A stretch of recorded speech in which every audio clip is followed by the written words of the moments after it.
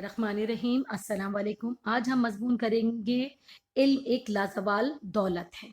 इसको अगर आप चाहेंगे इल्म की अहमियत पर भी आप लिख ले मतलब इस मज़मून को लिख सकते हैं।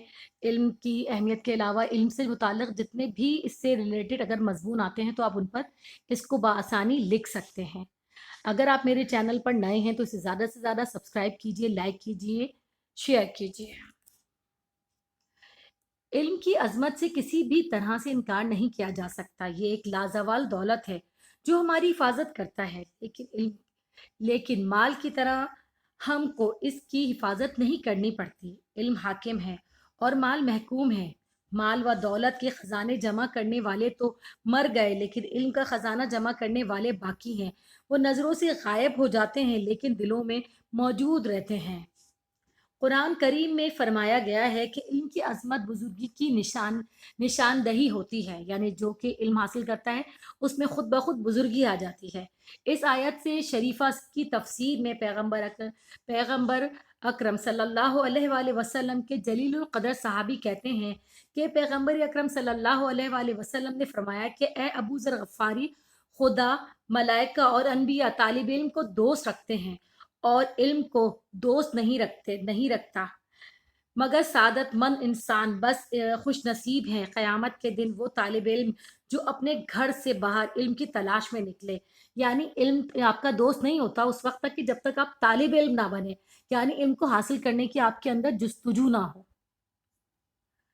और इल्म के एक दरवाजे को अपने लिए खोल सके, यानी इल्म की तलाश में निकले और एक दरवाजे को अपने लिए खोल सके। खुदा इसके हर कदम पर इसके लिए शोहदाए बदर के एक शहीद का सवाब लिखता है और वो सुबह व शाम खुदा की मर्जी के मुताबिक जिंदगी गुजारता है और मरने के बाद आब कौसर से सैराब होगा और बहिश्त के फल खाएगा और बहिश्त में हजरत खिज़र अलैहिस्सलाम का दोस्त और रफ़ीक होगा। पैगंबर अकरम सल्लल्लाहु अलैहि वसल्लम की एक और हदीस में आया है कि क़यामत के दिन जब पुल सरात पर आलिम और आबिद जमा होंगे तो आबिद से कहा जाएगा कि बहिश्त में दाखिल होकर अपनी इबादतों से बहरामंद हो जाओ और आलिम से कहा जाएगा कि यहाँ बैठो, जिसे चाहो इसकी शिफात करो। सुभान अल्लाह, सुभान अल्लाह। इसलिए कि जिसकी शिफात तुम करोगे खुदा इसे कबूल कर लेगा।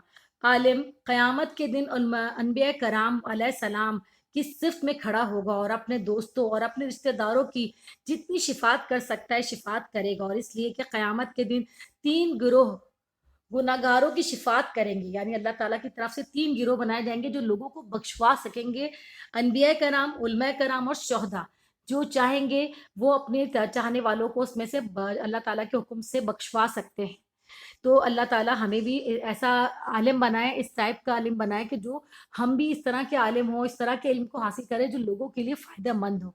यानी 2 तरह के इल्म होते हैं इस दुनिया के अंदर, एक फ़ायदेमंद और एक नुकसानदेह। तो अल्लाह पाक हमें ऐसा इल्म अता करे जो कि फ़ायदेमंद हो।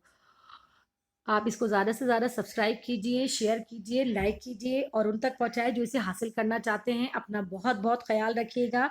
अल्लाह हाफ़िज़।